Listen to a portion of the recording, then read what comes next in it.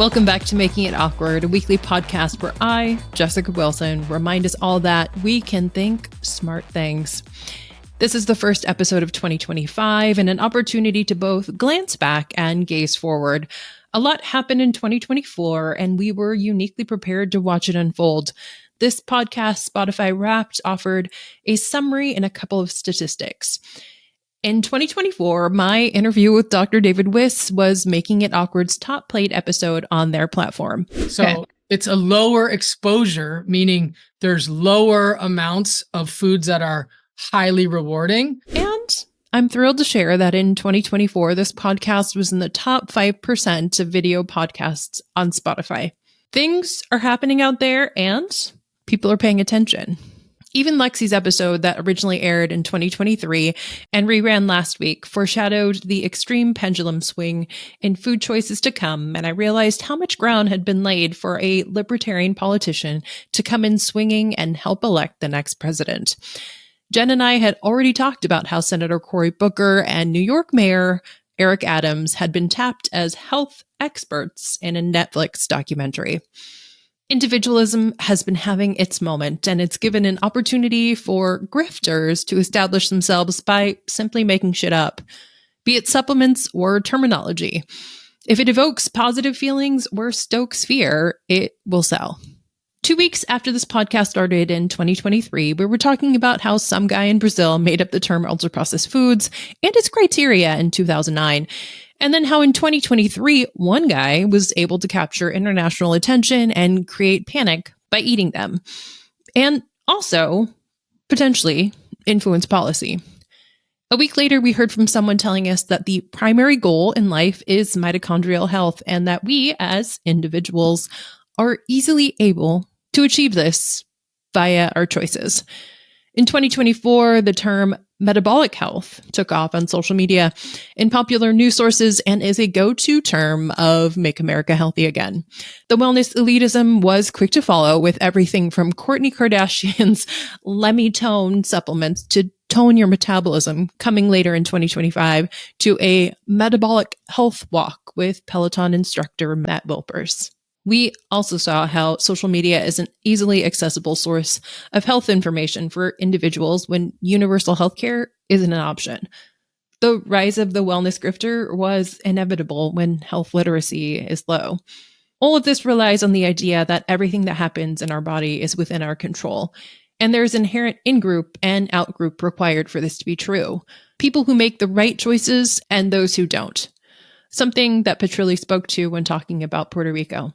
Let's do a quick recap.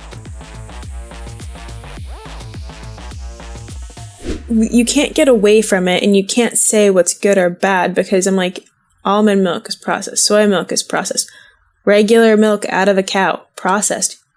Do you know why it's processed out of the cow? So that you don't get tuberculosis, so that you don't get, so that you don't die of pathogens. It has to be processed. Okay. Don't start drinking raw milk out of the cow. We don't want that. Looking at the ways that this, coincides or overlaps with other politicized issues, all of a sudden, I saw someone just scrolling through threads earlier today saying, it's so odd that based on your opinion on raw milk, I can almost 100% accurately predict who you might vote for in this next election. Yes. In one of the interviews with RFK, Dr. Means was saying that 66% of the people of Americans have prediabetes. Quick Google. real quick. Like the first citation at the top from the CDC was like 1 in 3 people have prediabetes. And I was like, so we're doing opposite math, but that, and then the pre-diabetes, which is like everyone else, which we've talked about on the show. Okay. And then the Department of Defense budget is half of what it is for diabetes. So we're spending twice as much money on diabetes than on defense. Quick Google search again. It's the opposite. We have 800 billion and we have 400 billion for diabetes. So what do you think is the people of that all? Because I'm either saying you don't understand science and math, which seems unlikely and rude, but is that what's happening? I don't think so. What are you expecting me? Are you just telling me facts and hoping that I believe them?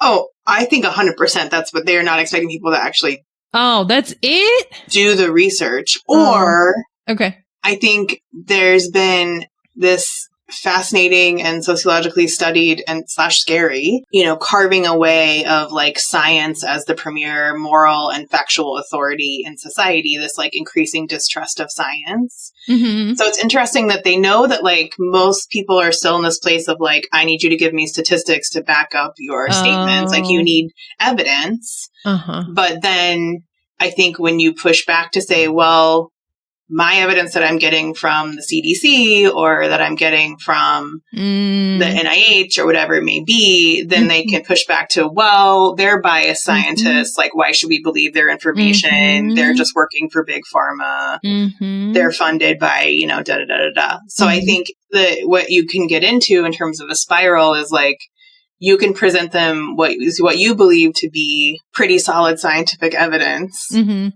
And if it doesn't agree like with their perspective or their argument, they're going to be like, well, but they're like, that's biased anyway. Like it doesn't matter.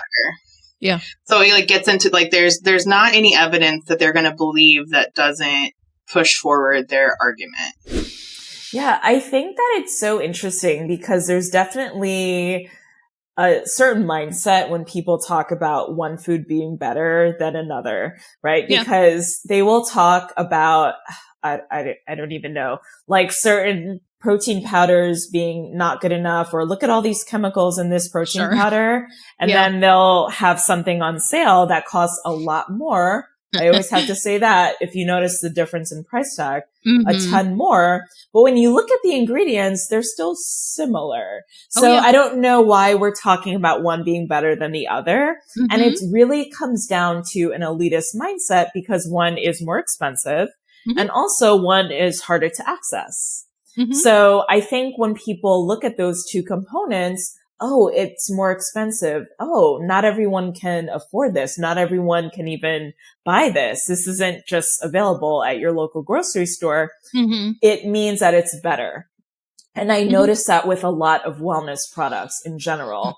It's really just smoke and mirrors. I think people want something that is easy to understand, right? Okay. And if you start telling people, oh, there's seed oil, but then there's the high oleic version and then medium oleic version and low oleic version, then it's going to become very confusing, right? But that's the truth, right? But if we take in such a reductionist approach to science and what the research shows, then we end up with this kind of thing where you lump all the different things together so that what we're left with is something that's based on little science, but a lot of misunderstanding and misinformation. I was on the diet culture side, big time, and engaging in super restrictive behaviors.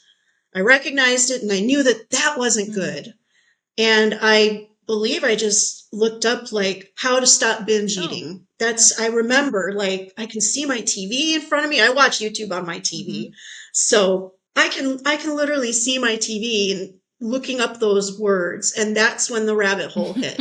What you're saying right now really impacts me as far as the not having healthcare, not having access to these messages and this one-on-one support, and how social media and YouTube can fill in those gaps, and also and they can, and how it can also flatten the message. So if someone were talking about fear foods with their client, they might check in like a week or two rather than just like go off and do these things unsupported and tune in next week or however for the next installment. That is such a good point. Because recently, so then I wound up getting into a place where I was able to afford I'm on Obamacare. I'm on the Affordable Care Act, but it still requires paying a premium. And I was so broke, a starving artist level broke, that I got on the Affordable Care Act and I was finally able to afford a therapist. Two of my favorite parts was that Eric Adams, the mayor of New York City, was as an expert there. Yeah. I kept trying to figure out What role are you playing here? Yeah, he was sitting up in that chair as an expert. We weren't like reviewing his life like we were the other people who were vegan. He was just, preaching from his expert chair. What? And he's also a pescatarian. I'm an official person, so listen to me. Okay? Yes. And then Cory Booker was also in the expert chair, and he had a couple lines that really stuck with me. He was talking about, food apartheid, food deserts, and food access. And he said, why isn't anybody talking about this? And I was like, first of all, you're anyone. Like, if there isn't anyone out there, you are the anyone who needs to be talking about this. 2, people have been talking about this for decades. You just haven't met them. So anyone is you, buddy. Come on. You have a choice in the matter. And then he had a great one at the end, like closing it out.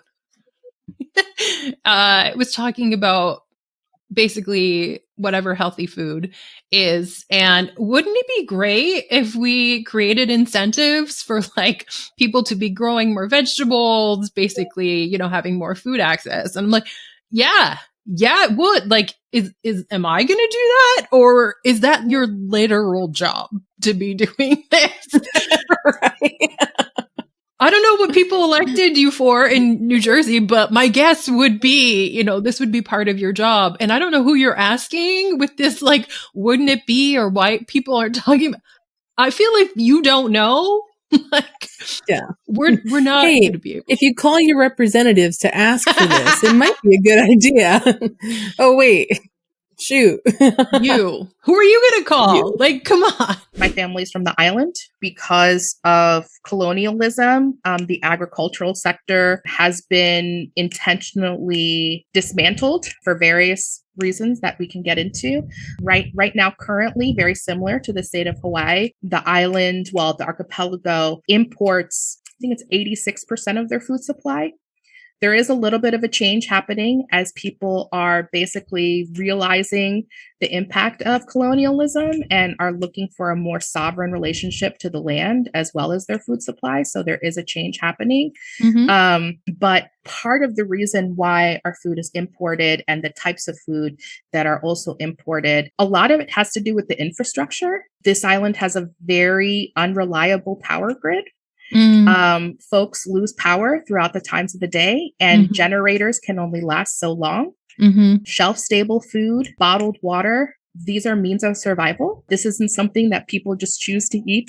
Some of it tastes good, fine, but no, this is what we have to do to be able to make it from one week to the next. And I know that the island is not alone in that. I know on the mainland, in terms of shelf-stable food, in terms of food that is able to last a long time, last through different seasons and potential climate disasters, this is only going to become more important. And I really wish there were more discussions happening around that, rather than just telling people they're horrible for your health, therefore you have to put it into your hands and just avoid them at all costs. And like a guest you had on a previous episode, promote the idea that it's better not to eat than eat ultra-processed foods. And in the end, my conclusions about my interview with Dr. Lustig remain true today. What stuck with me most from the interview with Lustig was the endorsement of eating nothing when one doesn't have good food to eat, and that bad food kills people over a longer period of time, end quote.